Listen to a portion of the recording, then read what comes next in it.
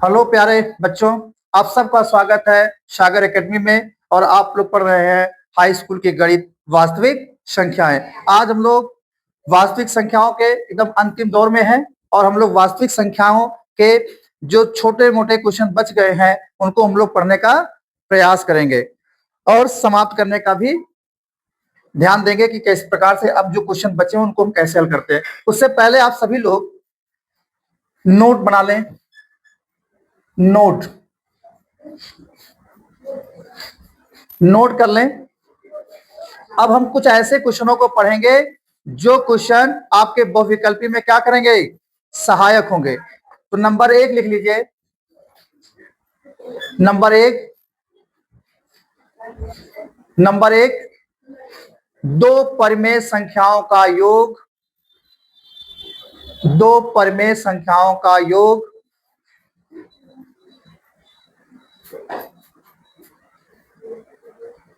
एक साथ लिखवा दें। दो परिमेय अलग अलग में करें, एक साथ लिखवा फिर समझा देंगे। तो दो परिमेय संख्याओं का योग, कॉमा लगा के अंतर। अंतर माने घटाना। बहुत बढ़िया, वेरी गुड। दो संख्याओं का योग, कामा अंतर, गुणा तथा भाग। गुणा तथा भाग यानी हम दो परिमेय संख्याएं लेंगे, उनको आपस में जोड़ें, चाहे उनको हम आपस में और या हम उनको या भाग करें। भाग के कंडीशन में ध्यान रखना है कि जो बटे वाली संख्या वो जीरो ना हो, क्योंकि जीरो भी तो परिमेय संख्या ही है। तो ये कंडीशन ना हो, ये ध्यान रखेंगे। लिख लिया। दो संख्याओं का योग, अंतर, गुणा तथा भाग सदैव परिमेय संख्या होता है। जैसे मान लो हमने दो परिमेय संख्या ले 3/5 प्लस 4/3 ले लिया। ये भी परिमेय संख्या है ना, ये भी परिमेय संख्या है। इसका योग जो आएगा वो क्या आएगा, परिमेय संख्या होगा। कोई समस्या किसी छात्र को? अगर हम परिमेय संख्या को घटाएं, कोई भी ले लो आप, वह भी जो उत्तर आएगा वो क्या आएगा, घटा लेंगे ना आप लोग। गुणा भी करेंगे परिमेय संख्याओं का, वो भी क्या होगा, और भाग करेंगे तो। अगर क्वेश्चन यह एग्जाम के पे आता है और आपसे पूछता है कि दो परिमेय संख्याओं का योग सदैव क्या होगा, तो उत्तर आप किस पे लगाएंगे? इसमें सदैव कहेगा, सदैव परिमेय ही होगा। क्लियर है, कोई समस्या नहीं। अब नंबर लिखिए 2, दूसरा नंबर। अब हम देखते हैं कौन बताता है। पहला वाला सबको रट जाएगा। दो अपरिमेय संख्याओं का योग। दो, लिखते रहिए सब लोग। दो अपरिमेय संख्याओं का योग। दो अपरिमेय संख्याओं का योग। दो अपरिमेय संख्याओं का योग, कामा लगाते रहिएगा, अंतर,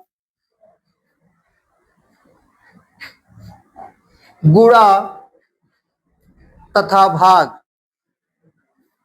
दो अपरिमेय संख्याओं का योग, अंतर, गुणा तथा भाग सदैव सदैव क्या होगा, गलत, गलत। सदैव निश्चित नहीं रहता। सदैव निश्चित नहीं रहता। अभी हम आपको दिखाएंगे, आप ही बोलिएगा। सदैव निश्चित, कभी परिमेय और कभी अपरिमेय दोनों हो सकते हैं। कभी परिमेय और कभी, यानी निश्चित नहीं है कि परिमेय ही होगा। सबको आ गया? आइए एग्जांपल से समझें। जैसे मान लो हमने ले लिया √3, ये कैसी संख्या है? और अगर हमने मान लो √3 या √5 इसमें जोड़ दिया, ये तो जुड़ेगा है नहीं, लेकिन ये पूरी संख्या क्या मानी जाएगी? अब अगर √3 ले लिया और इसमें हमने -√3 को जोड़ दिया तो क्या आएगा? अब जीरो क्या हो गया? तो यानी निश्चित नहीं है ना। यानी कि अगर हम दो अपरिमेय संख्याओं का योग करेंगे तो कभी परिमेय भी हो सकता है और कभी, लेकिन दो परिमेय संख्याओं का अगर हम योग करेंगे तो वे सदैव क्या होंगे, परिमेय ही होंगे। क्या यह आपको रट जाएगा, समझ में आ जाएगा, आ रही पूरी बात समझ में। अब गुणा में देख लो, अगर √3 और √5 का गुणा करोगे, दोनों अपरिमेय संख्या है ना, तो कितना आएगा, बहुत बढ़िया, √15 आएगा ना बेटा। अब √15 कैसी संख्या है, अपरिमेय संख्या, क्लियर है। लेकिन अगर मान लो ऐसा हो गया √3 हो गया और गुणे √3 हो जाए, तो इनका गुणा क्या आएगा, अब क्या हो गया ये। तो कहने का मतलब है कि दो अपरिमेय संख्याएं, फिर से समझ लेंगे, गलत नहीं करेंगे बोर्ड पेपर में, ये ध्यान रखिए। आप एक एक बात को पढ़िए समझिए, ज्यादा होगा तो हम लोग अगला फिर पार्ट पढ़ेंगे, लेकिन जो पार्ट हम लोग पढ़े हर पार्ट में हम लोग सीखें। तो आपने सीख लिया दो परिमेय संख्याओं का योग, अंतर, गुणा या भाग सदैव परिमेय, सदैव, और दो अपरिमेय संख्याओं का योग, अंतर, गुणा और भाग परिमेय भी हो सकता है, अपरिमेय। कितने सरल आगे ना समझ में। अब हमको बताइए उत्तर, तीसरा पॉइंट लिख लीजिए, यदि परिमेय संख्या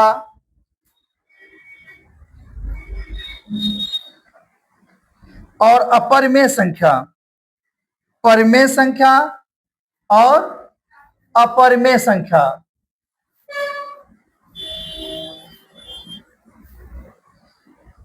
यानी कि एक संख्या परिमेय हो और एक क्या हो, अपरिमेय हो, तो परिमेय संख्या और अपरिमेय संख्या का योग इकट्ठे एक लाइन में लिख लीजिए, क्योंकि बार बार लिखाएंगे तो चार फार्मूले और बनेंगे इसके। परिमेय संख्या और अपरिमेय संख्या का योग, अंतर, गुणा तथा भाग, यानी दो संख्याएं, एक संख्या परिमेय हो और एक अपरिमेय हो, अगर उनके हम जोड़ें या उनको हम घटाएं या उनको हम आपस में गुणा करें या उनको हम भाग दें, इस दशा में यानी यानी एक परिमेय संख्या और अपरिमेय संख्या का योग, अंतर, गुणा और भाग सदैव सदैव सदैव सदैव अपरिमेय, सदैव अपरिमेय होता है। सदैव क्या होगा बेटा, कोई समस्या किसी छात्र को। जैसे मान लो ये 3 है, ये 3 है और ये है √2, ये 3 + √2 कैसी संख्या मानी जाएगी, क्योंकि ये परिमेय और ये अपरिमेय। और भाई सर आपने ही बताया कि परिमेय और अपरिमेय का जो योग होगा, अगर मान लो ये 2 है, ये √5 है, तो ये 2√5 क्या होगा, पक्का ना। रटने की विधि किसी को पता है, नहीं इसको रटना है, अगर हाँ नहीं पता बता दें, चलो बता देते हैं। परिमेय संख्या को मान लो अमृत, मान सकते हो, और अपरिमेय संख्या को जहर मान लोगे, जहर मान लेते हैं, क्यों मान ले, मान ले, मान ले, परिमेय संख्या को अमृत मान लें और अपरिमेय को जहर मान लें। तो जब अमृत और अमृत मिलेगा तो क्या बनेगा, अमृत बनेगा, कोई मरेगा थोड़ी, मरेगा। यानी परिमेय संख्या और परिमेय संख्या चाहे योग के रूप में आए, चाहे गुणा के रूप में आए, चाहे भाग के रूप में आए, चाहे जोड़ के रूप में आए, वो सदैव क्या रहेंगे, रट गया, अमृत है ना परिमेय। अच्छा, और मान लो अगर हमने अमृत और जहर को मिला दिया एक में, विष को, क्या बनेगा, पक्का। दूध लिया और उसमें जहर मिला दिया, अब वो दूध क्या हो जाएगा, जहर हो जाएगा ना। यानी अगर परिमेय संख्या उसमें अपरिमेय आ गई, परिमेय संख्या, अब उसका योग करें या उसको घटाएं या उसका गुणा करें या उसको भाग दें, तो क्या होगा, क्योंकि वो जहर बन जाएगा ना दूध पूरा। अब समस्या है कि अपरिमेय अपरिमेय सर जी क्या होगा? तो जहर और जहर जब मिलेगा तो क्या होगा? परिमेय भी हो सकता है, अपरिमेय। आपने देखा होगा इस समय बरसात का मौसम चल रहा, लोगों को सांप काटता है ना, तो उसका एक इंजेक्शन दिया जाता है ना, वह भी क्या होता है? जहर ही तो होता है ना।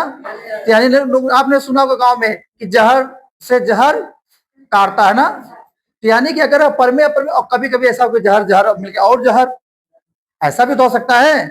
तो कहने का मतलब ये निश्चित नहीं है। अगर आप दो जहर मिला रहे हो तो कभी कभी फायदा भी कर जाएगा, काट भी सकता है एक दूसरे को, और कभी कभी नुकसान भी कर सकता है, यानी कोई निश्चित नहीं है। यानी अब आपको समझ में आ गया कि सर अगर दो परिमेय संख्याएं चाहे जुड़ा हो, जोड़ में हो, चाहे अंतर में हो, गुणा में हो या भाग में हो, तो सदैव परिमेय ही होंगी। और परिमेय और अपरिमेय संख्या चाहे जिस रूप में हो वो सदैव अपरिमेय होंगे। अपरिमेय और परिमेय निश्चित नहीं है। कोई 100% समझ में आ गया? सबको आ गया? अब यहीं से थोड़ा सा हम लोग एक क्वेश्चन और ले लेते हैं, देखते हैं क्या है। कुछ इस प्रकार के भी क्वेश्चन आप लें, है ना, दिखाई दे रहा है सबको? अब आप देखिए ये सब कैसी संख्याएं हैं, कैसे जाना? क्योंकि ये परिमेय है और ये, इन दोनों का गुणा क्या होगा? होगा ना। अभी अभी यही पढ़ाया था। अब इन्हीं को हम लोगों को क्या करना है? सिद्ध करना। चलिए हम एक क्वेश्चन ले लेते हैं, एक ले लेते हैं, चलिए इसी को ले लेते हैं। 3 + √2, इसको हमें सिद्ध क्या करना है? यह एक क्या है?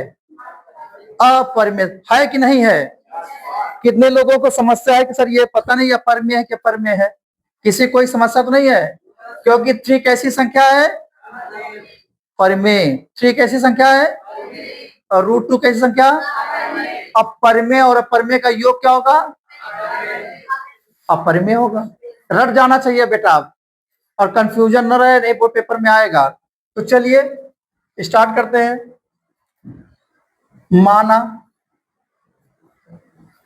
3 + √2 एक क्या है? परिमेय संख्या है। कोई समस्या? अब हमने इसको क्या मान लिया? परिमेय संख्या मान लिया। अब परिमेय संख्या मान लिया तो यह कैसी होती है परिमेय संख्याएं? परिमेय संख्या की परिभाषा क्या बताई गई है? बहुत सुंदर, एक बार इसके लिए ताली बजा दीजिए सब लोग। परिमेय संख्या अगर है तो इसे हम क्या करेंगे? 3 + √2 को P/Q के बराबर कर लेंगे कि नहीं कर लेंगे? कर लेंगे ना। और यहाँ एक चीज ध्यान रखेंगे, सभी बच्चे ध्यान रखेंगे, जब केवल √2 √5 √7 है या √3 है तब आप उसको विभाजित से करेंगे। अगर कहीं प्लस और दो योग में है तो यह हमेशा माना जाएगा कि ये क्या है?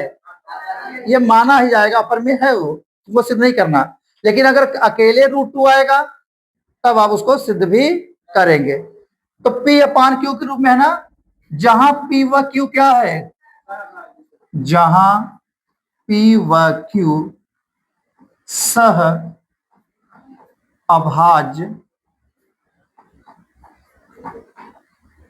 संख्याएं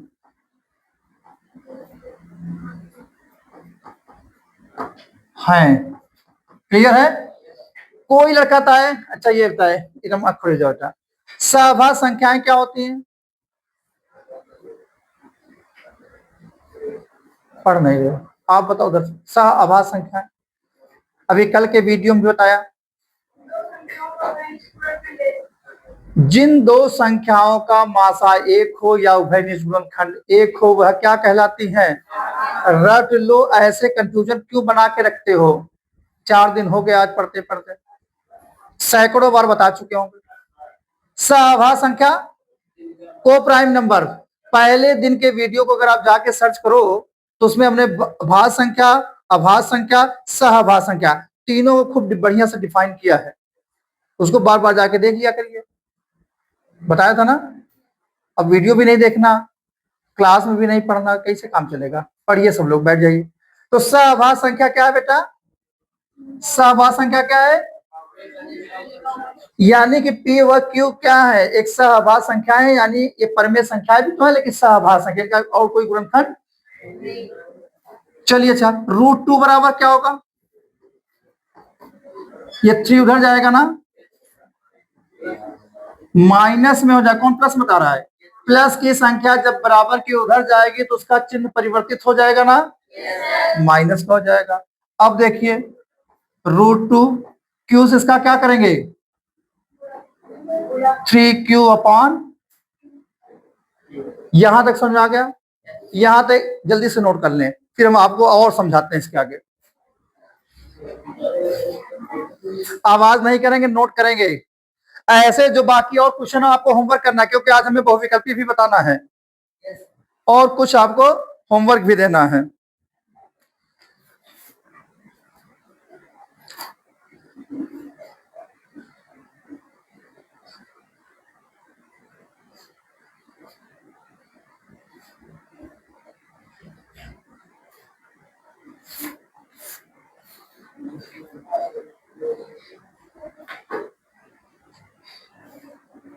कर लिया, अब आगे देखें, सबको यहां तक समझ आ गया कि नहीं आ गया। अब यहां हम लोग देखेंगे कि ये जो संख्या है, ये वाली, ये कैसी संख्या है, कैसी संख्या है, अब परमेय नहीं है बेटा, परमेय संख्या होगी ना, परमेय संख्या P, और ये P और Q आप सहभाज्य मानो, सहभाज्य संख्याएं भी परमेय संख्या ही तो होती हैं, क्या परमेय होंगी, तो ये जो आप परमेय से परमेय अगर आप घटाओगे तो परमेय ही तो होगा, परमेय और परमेय संख्याओं को भाग दोगे तो परमेय ही तो होगा। अभी बताया नहीं, अभी आपको हमने शुरुआत में सब बताया कि नहीं बताया, तो कहने का मतलब ये क्या होगा एक, तो चूंकि हाँ P minus 3Q upon Q एक क्या है, परमेय संख्या है,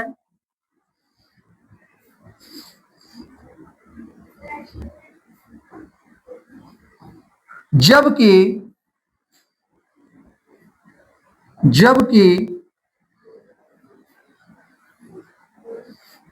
√2 क्या है, एक अपरमेय, एक अपरमेय संख्या है ना।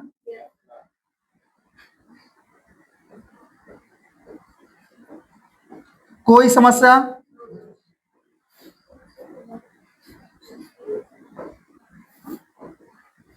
अब आपके सामने एक समस्या आ गई कि ये तो है परमेय संख्या और ये क्या है, तो आगे लिखेंगे परमेय संख्या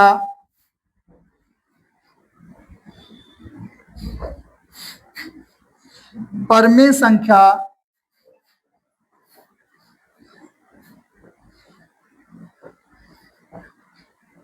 अपरमेय संख्या, परमेय संख्या अपरमेय संख्या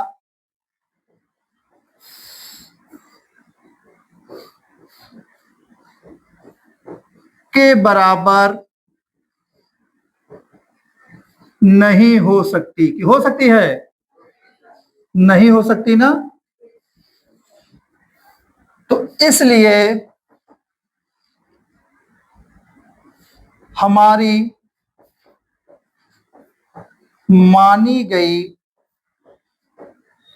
परिकल्पना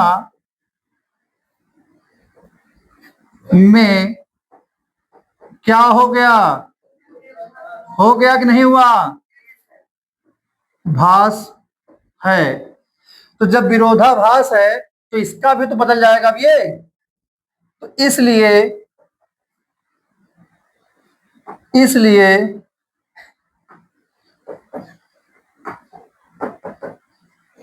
3 प्लस √2 एक क्या होगी, ऐसे क्वेश्चन आप कर लेंगे कि नहीं कर लेंगे, होगी, नोट कर लें।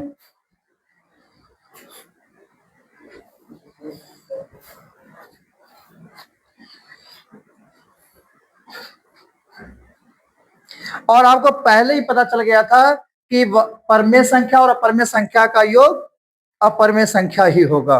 नोट कर ले।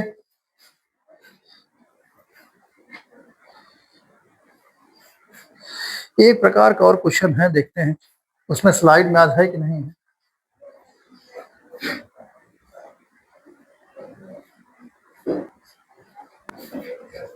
अच्छा लिख रहे हो अभी? लिख लो।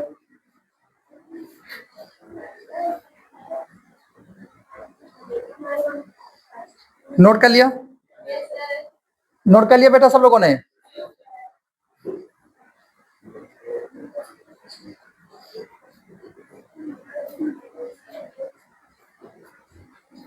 हाँ चलो पहला क्वेश्चन ही मिल गया, इसी को कराते हैं सॉल्व। सब लोगों ने नोट कर लिया?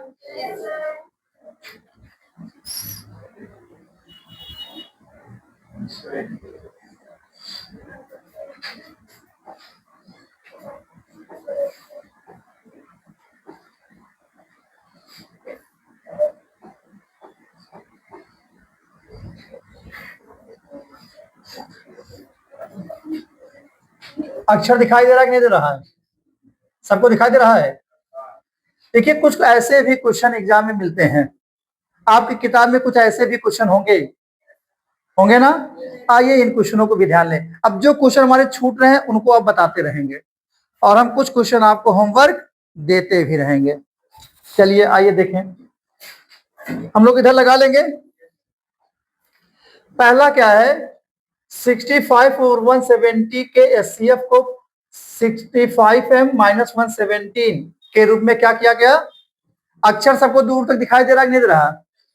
नहीं, और बड़ा करें। अब ठीक है? अब ठीक है? जब पढ़ेंगे उसको देखा जाएगा, तब तक तो बड़ा ही कर लिया जाए। अब सही है बेटा? अब 65 और 170 के एचसीएफ को ऐसे रूप में व्यक्त किया गया तो m का मान क्या होगा? ऐसे क्वेश्चन भी आपके किताब में अवश्य होंगे 3-4, ठीक? और एग्जाम में भी आते हैं, ये तो आपको दिखाई दे रहा होगा, इसको तो बताने की जरूरत ही नहीं है। तो क्या आप 65 और 170 का एचसीएफ निकाल सकते हो? कितने लोग निकाल सकता था, कितने लोग नहीं निकाल सकते हैं? आप नहीं निकाल? पहली वीडियो नहीं देखी? दूसरी वाली, दूसरी वीडियो आपने नहीं देखा? दूसरी वीडियो में हमने एचसीएफ वाला बताया था ना। आइए अच्छा चलिए एक बार सब लोग ध्यान दें, जिनका एचसीएफ नहीं आता वो भी रिवीजन करें। तो सबसे पहले हम लोगों को करना क्या पड़ता है? 65 है ना बेटा, इसके हम लोग करेंगे कैसे गुणनखंड? अभाज्य गुणनखंड, और गुणनखंड में अंतर है यह भी हमने बता रखा है। तो हम लोग कौन सा गुणनखंड करेंगे? अभाज्य। अभाज्य गुणनखंड कैसे करते हैं? अब ध्यान दें, जैसे 65 है तो ऐसे कर लिया करिए, बताया था ना ऐसे? बताया था। अब इसको याद आ गया, अभी इसको लगा था कि हम कर नहीं पाएंगे, लेकिन अब इसको आते जैसे बनाया इसको लगा सर ये तो बताए हैं आप, यही मैथ में होता है। अब कंसंट इसको लगा कुछ आज दूसरा बताएंगे। एचसीएफ माने आप समझ रहे हो ना, मासा, मासा निकालना तो बताया है। अब ये संख्या का इकाई अंक क्या है? 2 से कटेगा? नहीं कटेगा। अब किससे कटेगा? 3 से कटेगा। क्यों नहीं कटेगा? क्योंकि संख्या के अंकों का योग भी 3 से विभाजित नहीं है। क्लियर है ना? अब 5 वाला तो नियम भी आपको पता है, और कोई कमेंट लिखा ही नहीं, इसलिए हमने भी 7, 11, 13 वाला बताया ही नहीं। 50 से ज्यादा कमेंट नहीं हो रहे हैं। हाँ आज कर देंगे, ठीक, आज लिख देना कि सर वो 7, 11, 13 वाला आपका छूटा उसको बता दीजिए, हम कर देंगे। खैर अब यहाँ 5 है, हमने बताया था अगर किसी संख्या का इकाई अंक 0 और 5 है तो संख्या 5 से विभाजित होगी, इसको हमने बता रखा है। और यही गलती होती है, जो बड़े क्वेश्चन आते हैं तो ये लड़के ने सोचा किससे हम विभाजित करें, छात्र ये समझ नहीं पाता, तो वो नोट्स बनाए हम लोग कि अगर इकाई अंक में 0 तो 4 से 8 तो 2 से विभाजित, अगर संख्या के अंक हो गए वो तो 3 से विभाजित, अब अगर इकाई अंक में 0 या 5 है तो 5 विभाजित, ये सब तो देखते ही तुरंत पता चल जाते हैं। और इसके बाद 7 से विभाजित होगा, 7 के बाद हम लोग 11 को देखेंगे, अभाज्य संख्या ही तो देखेंगे कि भाज्य संख्याएं देखोगे, अभाज्य, तो हम किससे इसको काटेंगे? तो 5 तिया 15, 13 कन्नम, यानी इसका जो अभाज्य गुणनखंड होगा 5 गुणे, पक्का हो गया। अब आप ध्यान दें 117 का भी निकाल लेंगे, 117 को भी आओ चेक कर लें, कितने से जाएगा? कैसे जाना? अंकों का योग कर लिया आप, 7 1 8 1 9, और सर जी 9 3 से विभाजित है, अतः ये 3 से क्या होगा? पकड़ लिया आपने, सोचना ही नहीं है ना कि 2 से सोचेगा कोई? इसको संख्या के दे के आप 2 से सोचेंगे, आपका टाइम बचेगा एग्जाम में बेटा। तो आप इसको करेंगे 3 से, तो 3 3 9, 2 3 9। अब किससे कटेगा? कैसे जाना? क्योंकि 9 3 12, अंकों का योग 12 है ना, और 12 3 से विभाजित है ना, और ये तो पक्की बात है 2 से नहीं कटेगा, क्योंकि तो देखने भी लग रहा है। तो हम इससे फिर किससे काटेंगे? तो 13 तिया, और फिर तो इसका जो हम लोग करेंगे 3 गुणे 3 गुणे 13। क्या यह वाली बात सबको समझ में आ गई है? यहां तक आपने कर लिया, और यह कार्य रफ में ही किया करिए। अब इन दोनों में उभय निष्ठ गुणनखंड कौन है? ये तो सबको पता चल गया। उभय निष्ठ गुणनखंड कितना है? किसी को शंका तो नहीं है, कुछ कंफ्यूजन तो नहीं है? तो इसलिए इसका एचसीएफ कितना होगा? यहां तक किसी भी छात्र को कोई समस्या? तो कह रहा है कि 65 और 117 के एचसीएफ को ऐसे लिखा है ना?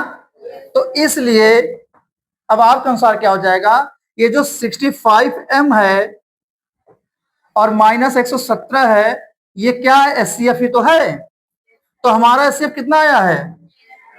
इसी एचसीएफ को इसने ऐसे लिख रखा है, तो यानी ये दोनों आपस में बराबर होंगे कि नहीं होंगे? अब 117 उधर जाएगा ना बेटा, तो क्या हो जाएगा? प्लस में हो जाएगा ना। तो जब प्लस में होगा तो ये हमें बताइए कि कितना होगा प्लस में? इसका प्लस करके बताइए। नहीं जोड़ पाओगे?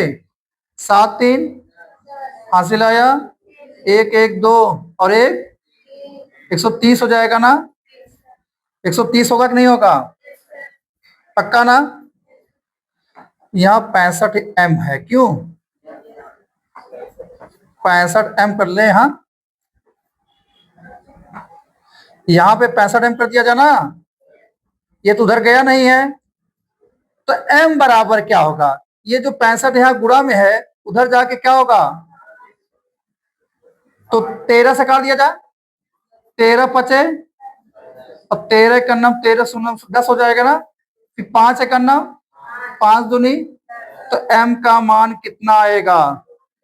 2 आएगा ना। बटे 1 लिखा नहीं जाता, बटे 1 सदैव माना जाता है।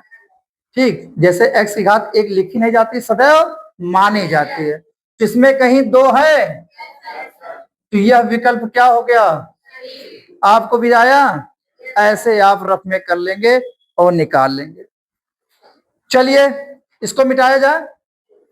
क्वेश्चन नंबर 2 दिखाई दे रहा सबको? क्वेश्चन नंबर 2, चलिए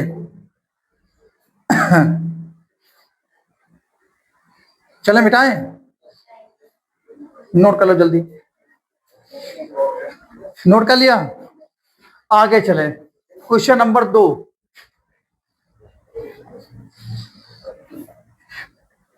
इसको तो मिटा ही दे। चलिए क्वेश्चन नंबर 2 पढ़ लीजिए। पढ़ने में आ रहा कि नहीं आ रहा?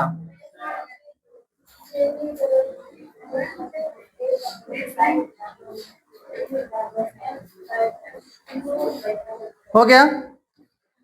कह रहा है कि यदि 2 धनात्मक संख्याएं a व और b है, a का मान ये है, b का इस रूप में लिखा है, तो x y अभाज्य है, तब एचसीएफ ए बी यानी a और b का एचसीएफ क्या होगा?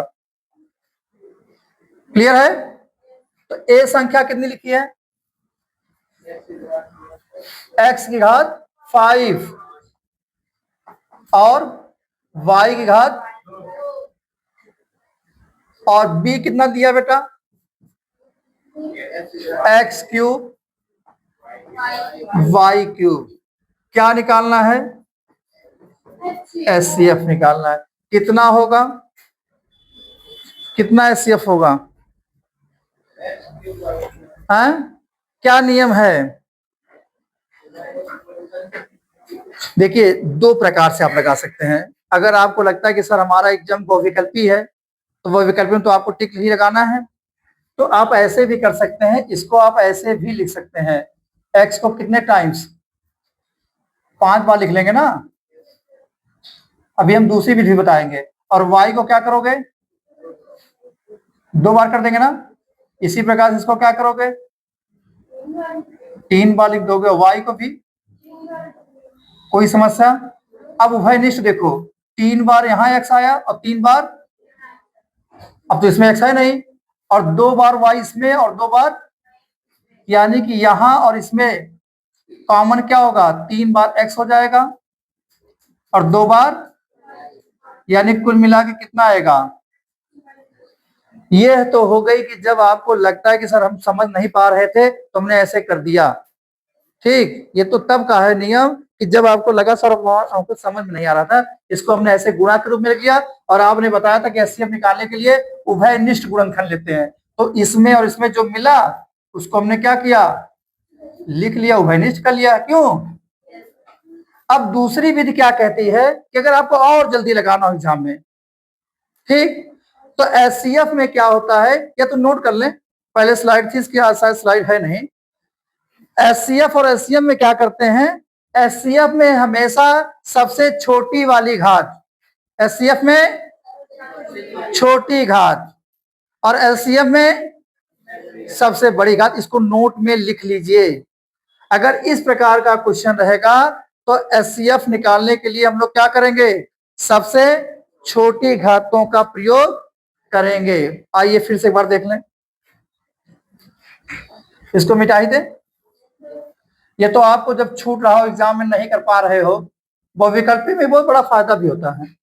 आप चाहे जैसे शॉर्टकट में लगा लें, आपको नियम पता होना चाहिए, आप लगा सकते हैं, ठीक। रिटर्न तो करना नहीं है। अब देखिए इसमें 5 घात है, इसमें 3 घात है, तो छोटी घात कितनी है, सबको याद है ना, सभी को तो याद है ये बात, तो ये हो जाएगा 3। अब यहाँ 2 घात है, यहाँ 3 घात है, छोटी घात कौन सी है, तो इसका बहुविकल्पी कौन सा होगा विकल्प सही, सी विकल्प क्या हो गया सही हो गया। नोट कर लें कौन सा विकल्प सही, किताब में देखते भी रहिए, आपके ही किताब का ये क्वेश्चन है।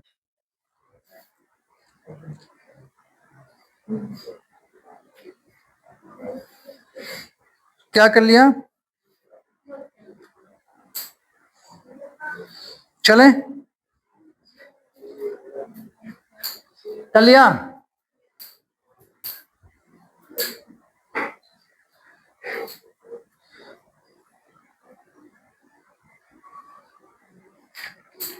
सब लोगों ने नोट कर लिया कि नहीं, मिटाएं। तीसरा क्वेश्चन, तीसरा क्वेश्चन भी ध्यान दें, तीसरे क्वेश्चन को ध्यान दें। क्या कह रहा है बेटा,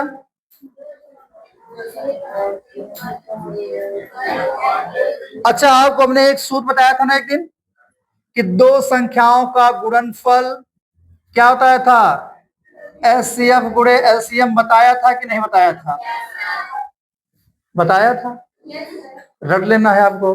कह रहा है कि 2a और b का क्या निकालना है, तो यह a और b का क्या है बताया ही तो था। अब आप देखिए एचसीएफ कितना है, एलसीएम कितना है, तो 200 और 5 का गुणा नहीं कर पाओगे, तो कौन सा विकल्प सही है, क्या समस्या है, कोई समझ, ऐसे क्वेश्चन एग्जाम पे नहीं कर पाओगे। वेरी गुड, आ गया समझ में, सबको आ रहा है। अब हमें चौथे क्वेश्चन का आंसर बताओ, चौथे क्वेश्चन का आंसर बताइए। दिखाई दे रहा है कि नहीं दे रहा है, क्योंकि इसको थोड़ा ऊपर करके और बड़ा भी करें, थोड़ा सा इसको बड़ा किया जाए।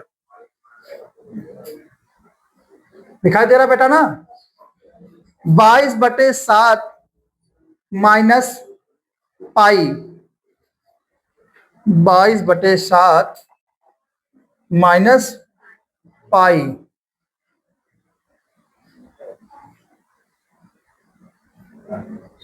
कैसी संख्या है, कैसी संख्या है, कैसे जाना, अच्छा बताओ आप कैसे जाना आपने, हाँ बताइए बेटा, खड़ी बताइए, इसके लिए एक जोरदार ताली बजाइए, क्योंकि अभी अभी तुमने जस्ट बताया इसको। आज की शुरुआत हमने, आज की क्लास की शुरुआत इसी से तो हुई थी। तब आपको लगता था सर जी लिखा रहे, पता नहीं किताब में आएगा भी कि नहीं भी आएगा, आपको शंका थी ना मन में, ये लिखा रहे हैं पता नहीं पेपर में आता है कि नहीं, थी ना? देखो इसको थी शंका। तो देखिए 22/7 क्या है, और ये क्या है, पहले दिन भी बताया था ना।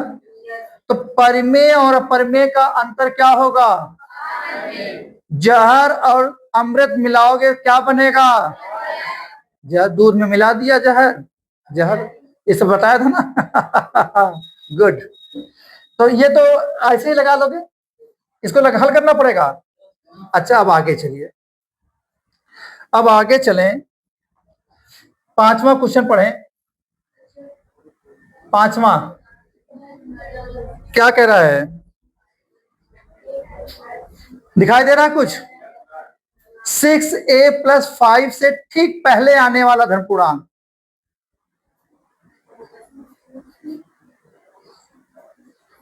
ठीक पहले ठीक बाद क्या होगा? अच्छा हम जैसे, चलो इस क्वेश्चन को नहीं बता पा रहा ना, एक सरल क्वेश्चन करें। 7 के ठीक पहले आने वाला प्रश्न एक बार फिर पढ़ लीजिए, 5वां प्रश्न का नाम, तो धन पूर्णांक 6a+5 से ठीक पहले आने वाला धन पूर्णांक क्या होगा? कंफ्यूजन है। अच्छा अगर जब यही प्रश्न हम कर दें कि 7 के पहले आने वाला धन पूर्णांक क्या है, 10 के बाद आने वाला धन पूर्णांक क्या है, 10 के बाद, और 15 के पहले, 18 के बाद। तो आप क्या कर रहे हो, आपने क्या किया, कुछ आपने देखा? जब हम कह रहे हैं कि बाद में 18 के बाद धन पूर्णांक, तो आप क्या कर रहे हो, 18 में एक जोड़ दे रहे हो ना। जब हम आपसे कह रहे हैं 15 के पहले का धन पूर्णांक, घटा दे रहे हैं। तो इसमें क्या पूछ रहा है, पहले आने वाला, पहले वाला क्या होगा, घटाएगा कि जोड़ेंगे? सबको पक्का पता है ना। तो 6a+5 में हम एक क्या करेंगे, तो कितना आएगा, तो यही क्या हो जाएगा इसका, कुछ लोग क्या करेंगे 5a कर देंगे, 5a+6, गलत हो गया था। क्यों, अंक घटाएंगे ना बेटा। देखिए 7 के बाद क्या आएगा, तो आप एक जोड़ेंगे, अब 7 तो ठीक है अंक है, जुड़ जाएगा, 8 हो जाएगा। लेकिन जब एल्जेब्रिक वर्ड्स है तो वो नहीं जुड़ेगा, हमेशा सजातीय पद ही आपस में जुड़ते और घटते हैं। विजातीय पदों का योग और अंतर नहीं होता, गुणा हो सकता है। विजातीय पद जानते हैं, सजातीय पद और विजातीय पद किसी पता है? जैसे ये लिखा है 6x, और मान लो +5x है, और मान लो +2x² है, +3y भी है। तो ये वाला पद और ये वाला पद कैसा माना जाएगा, सजाती, क्योंकि ये भी x में है, ऐसे है ना एक ही। और ये वाला पद और ये पद कैसे हैं, विजाती, ये एक सजाती पद नहीं है, विजाती पद है। क्लियर? तो इनका योग संभव, इसीलिए x² + 5x + 6 होता है। तो तुम लोग जोड़ नहीं पाते हो, ये और ये सब क्या है। अगर यहीं कहीं +3 लिखा हो तो ये और ये क्या हो जाएंगे, सजाती हो जाएंगे। सजाती पद आपस में जुड़ते और घटते हैं, विजाती पद आपस में जुड़ते और घटते। तो जब आप 6a+5 -1 करोगे तो इससे इसका कोई संबंध है, लेकिन ये दोनों कैसे पद हैं, सजाती पद है, इसलिए यही घटेंगे बेटा। आया समझ में? यही गलत किए थे ना ये, नहीं तो अब ये देखो, यही तो कंफ्यूजन है, यही तो समझना। हमारे 5 नंबर इसमें जब आएंगे तो कैसे आएंगे, यही सब गलत हो जाते हैं। यही कहीं एक लगा दिया गलत निशान, वही 99 नंबर बना देगा। एक और गलत कर दिए, 98 हो गया।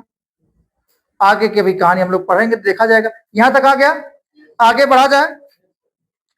अब क्या होगा, तो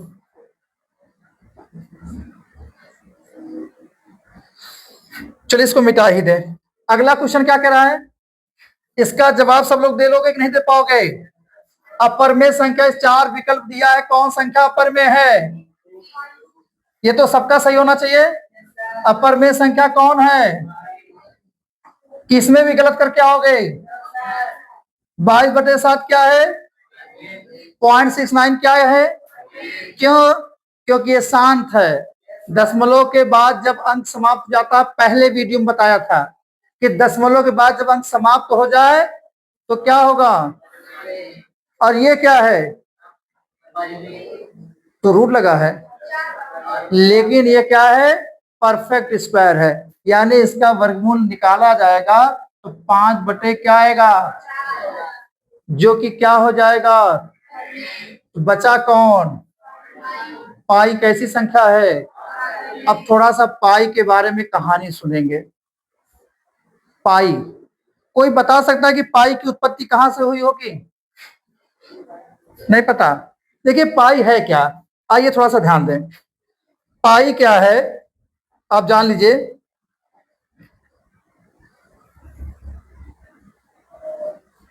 यह क्या है? एक वृत्त है ना। तो पाई क्या होता है? इसको हम लोग क्या कहते हैं बेटा? इसको हम लोग परिधि कहते हैं ना।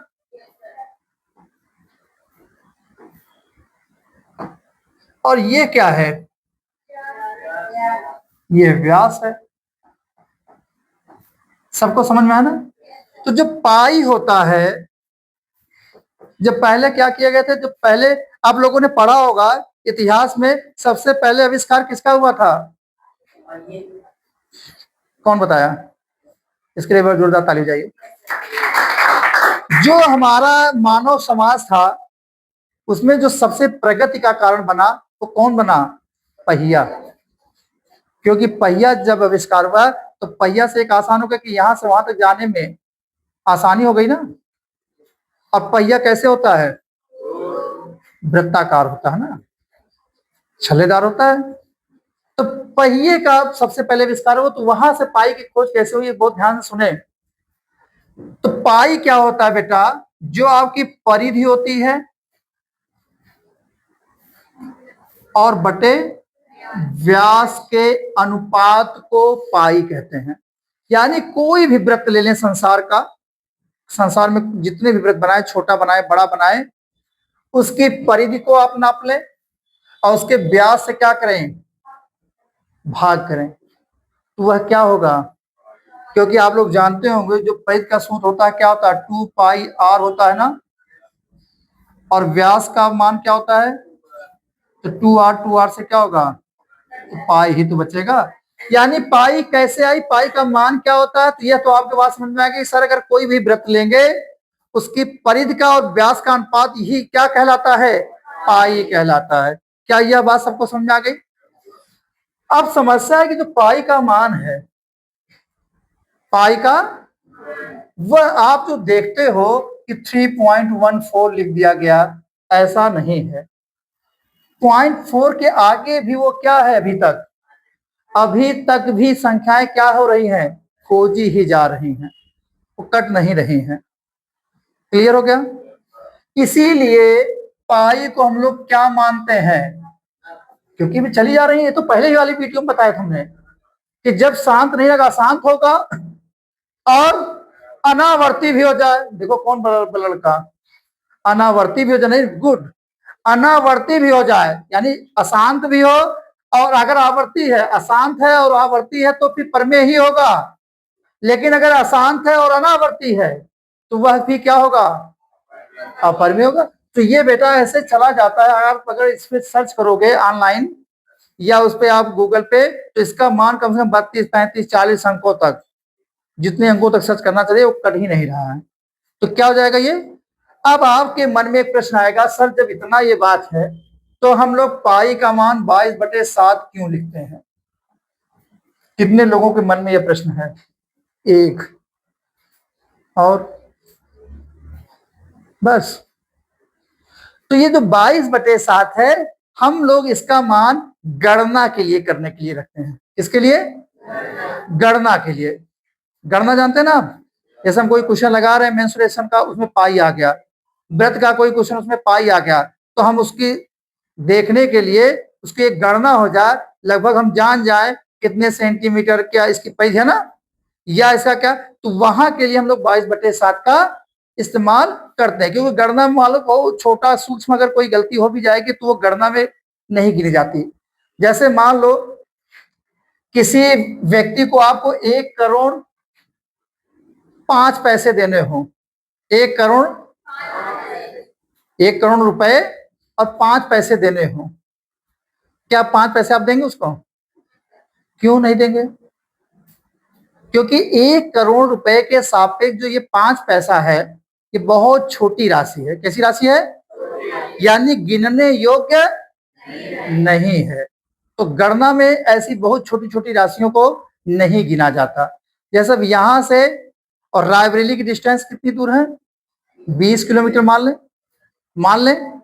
अच्छा, अगर मान लो हम सड़क पे चले गए यहाँ से 10 कदम और आगे, वहां से किसी ने हमसे पूछ दिया भैया आप बताओ रायबरेली की दूरी कितनी है, तो हम 20 किलोमीटर 10 मीटर घटाएंगे?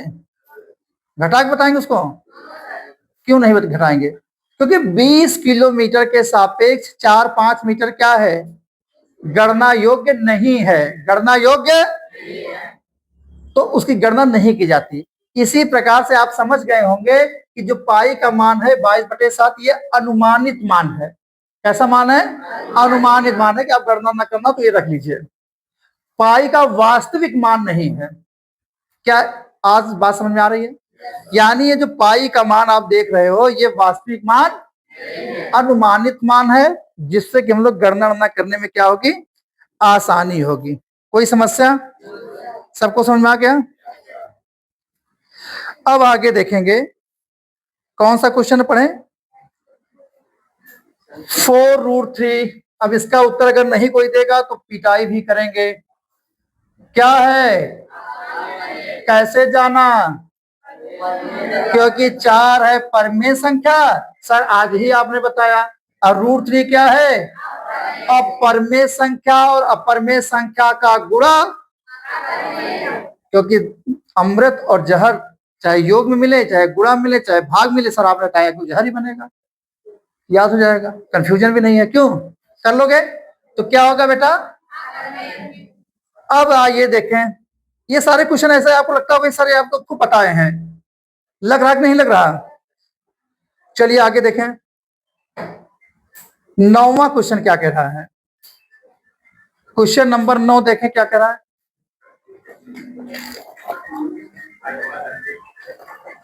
8वां भी है क्या?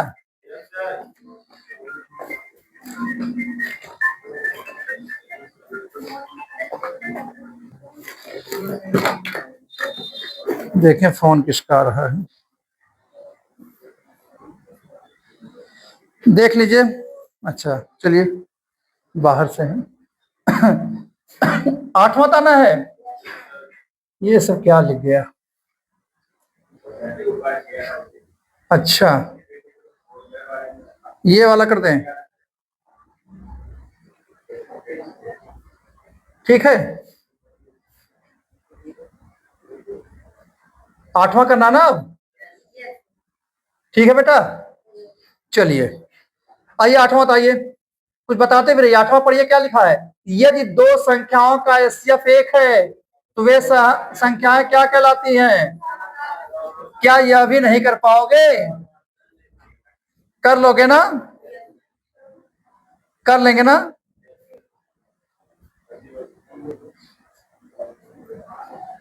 कर लेंगे तो ये क्या हो जाएंगे? सहभाज्य हो जाएंगे। नेक्स्ट क्या करेंगे? नेक्स्ट क्या है? नेक्स्ट आपका कौन सा? 98 के अभाज्य गुणनखंड, ये हो जाएगा। कर लेंगे ना? 98 के अभाज्य गुणनखंड तो कर ही लोगे।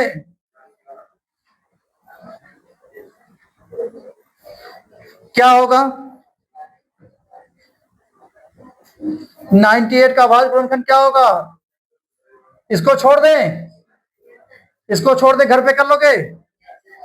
चलिए आप बताइए, निम्नलिखित में से परमेय संख्या है, कौन संख्या तुमका परमेय संख्या दिखाई दे रही? खड़े हो जाओ। Question number 11। अच्छा अभी 10 भी है। अच्छा 10 बताओ, निम्नलिखित में कौन सी संख्या परिमेय है?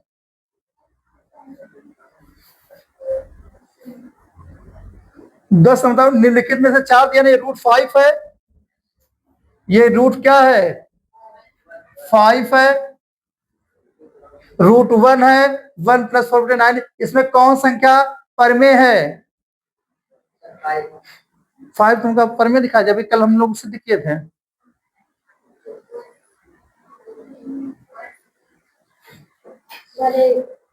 एक, इसके लिए ताली बजाइए सब लोग, क्योंकि √1 का जो वर्गमूल भी निकालोगे तो कितना आएगा? एक ही तो आएगा। एक का अंडर रूट क्या होगा? एक, और एक जब आएगा तो ये क्या हो जाएगा? परिमेय हो जाएगा। तो ये कर लेंगे, बैठ जाइए। ये तो है, खड़े जाओ। ये 11 निम्नलिखित में से परिमेय संख्या कौन है? कौन? ऑप्शन सी, किताब से बता दिया। कारण बताइए, कैसे आपने जाना, क्या बताया था? नहीं, अच्छा ये हमें नहीं, ये ना बताइए, हमें बताइए कि ए क्यों नहीं है, उसका कारण बताइए। ये भी तो हम पूछ सकते हैं। भाई आप बता दिए कि सी है, लेकिन हम पूछना चाहते हैं कि फर्स्ट वाला क्यों नहीं है। ये आपने क्यों नहीं, ये अपरिमेय है तो क्यों है? वो बीच वाला लड़का था। खड़े हो जाओ, हाँ जल्दी बताइए।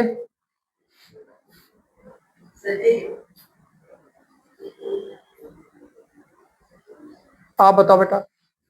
हाँ, ये संख्या क्या है? दशमलव के बाद ये समाप्त हो रही है।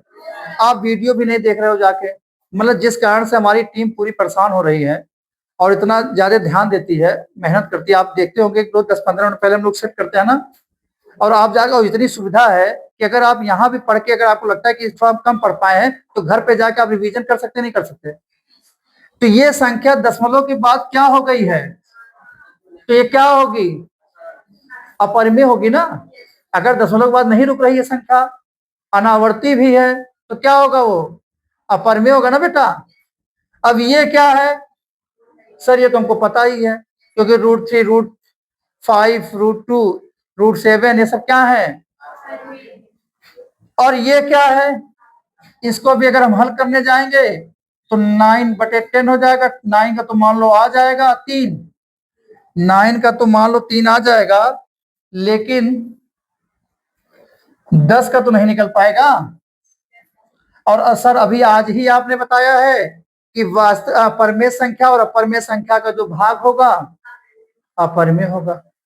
तो ये अपरिमेय हो गया, ये अपरिमेय हो गया, और ये तो बचा कौन?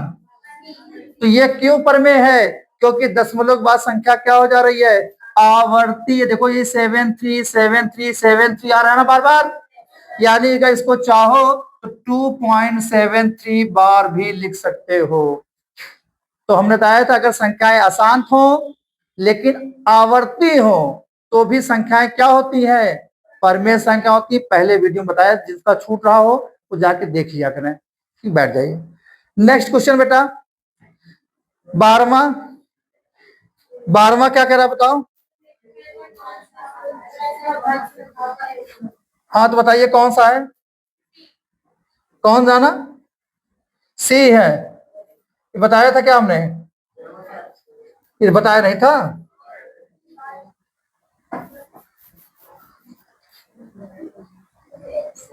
चलिए, निम्नलिखित में से कौन सी संख्या क्या है? सहभाज्य। तो सहभाज्य तो कम से कम सैकड़ों बार बताया जा चुका है कि ऐसी संख्या जिसका मासा क्या हो या कोई उभयनिष्ठ गुणनखंड न हो। तो देखो इसमें तो 7 मिल जाएगा ना दोनों में, इस वाले में 7 इसमें भी मिल जाएगा, 7 इसमें भी मिल जाएगा ना, इसमें 31 दोनों मिल जाएगा ना, क्योंकि 31 93 होगा, और इसमें तो 2 तो साफ साफ दिखाई दे रहा है, यानी कौन सा विकल्प सही होगा? क्योंकि 18 और 25 के मासा कितना आएगा?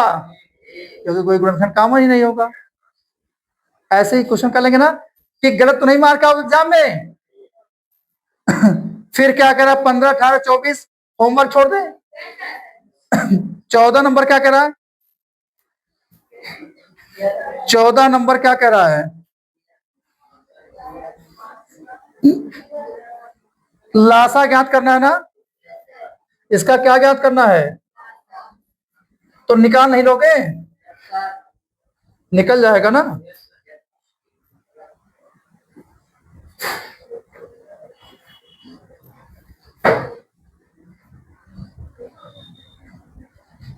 इसको कैसे हटाया जाए, चलो अच्छा, इसका क्या है, क्या निकालना है, तो आपको क्या बताया गया था फॉर्मूला, दो, या ऐसे ही लिख दो, आपको फॉर्मूला लिखाया गया था ए गुणे बी बराबर मासा गुणे, बताया गया कि नहीं बताया गया, आपको निकालना क्या है, लासा निकालना है ना, तो क्या होगा, ए गुणे बी बटे, इसी सूत्र को रटिए, और इसमें हमने बताया कि 3 चीज दी जाएगी और एक पूछेगी और वो एग्जाम में 100% आएगा, तो क्या हो जाएगा, इसमें दो संख्याएं कौन सी थी, 99, 150, और मासा कितना था,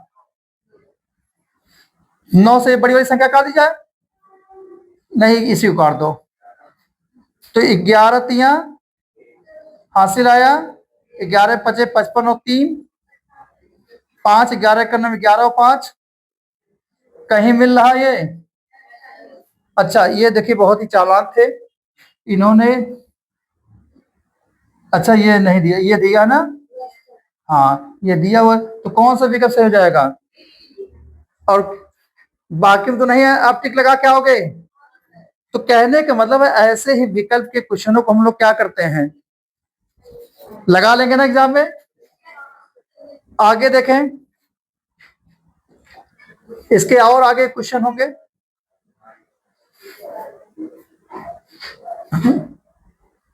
इसके और आगे क्वेश्चन देख लें, इसको तो कर लोगे, क्या होगा, हाँ दिखाई नहीं दे रहा,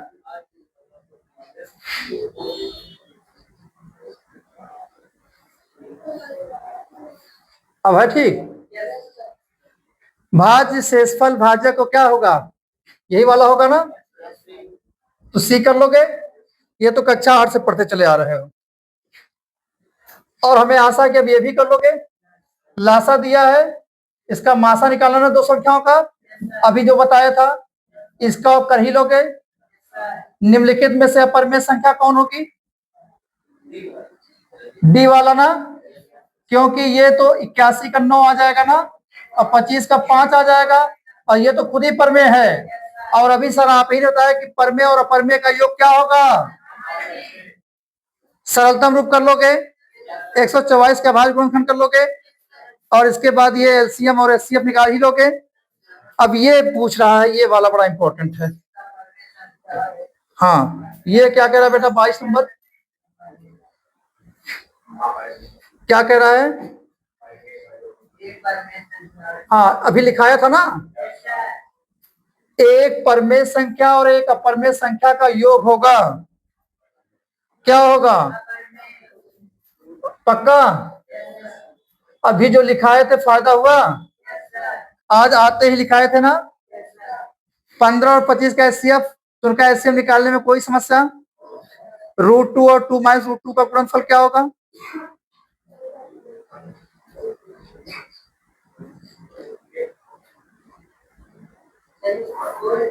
√2 और 2 - √2 का गुणनफल क्या होगा, ऐसे नहीं सोचना है, ध्यान देना है, √2 कैसी संख्या है, अपरमेय संख्या ना बेटा, और यह कैसी संख्या है, और अपरमेय संख्या में हमने आपको बताया कि निश्चित नहीं होता है, लिखाया था, तो निश्चित नहीं है, तो इसको हम लोग क्या करेंगे, हल करके देखेंगे, यस इसको हल करके क्या करेंगे, क्योंकि निश्चित, अच्छा अगर यहां मान लो न होता, टू ना होता, ये अपर में, सॉरी यहाँ रूट टू ना होता, ये अपर में होता और ये पर में होता, तब क्या होता, निश्चित होता, चाहे जो गुणाफल हम करें। लेकिन अपर में और अपर में का योग, अंतर, गुणा और भाग निश्चित, ये अभी आपने जो 1 2 3 करके लिखा था उसी में आपने लिखा होगा। क्लियर बेटा? तो क्या होगा, इसका हम लोग गुणा करेंगे, इसका हम लोग पहले क्या करेंगे, गुणा करके चेक करेंगे, क्योंकि निश्चित नहीं है कि क्या होगा। क्लियर है ना बेटा? आइए मल्टीप्लाई कर लें, तो रूट टू इसका गुणा करना 2 माइनस, यही तो है। तो रूट टू का गुणा जब 2 में करेंगे तो क्या होगा, 2√2, और रूट टू को गुणा रूट टू में करेंगे तो क्या होगा, 2 होगा ना। तो ये हो गया क्या, और ये, तो अपर में अपर में का अंतर तो अपर में फिक्स है ना, ये तो इसमें कोई वो तो है नहीं।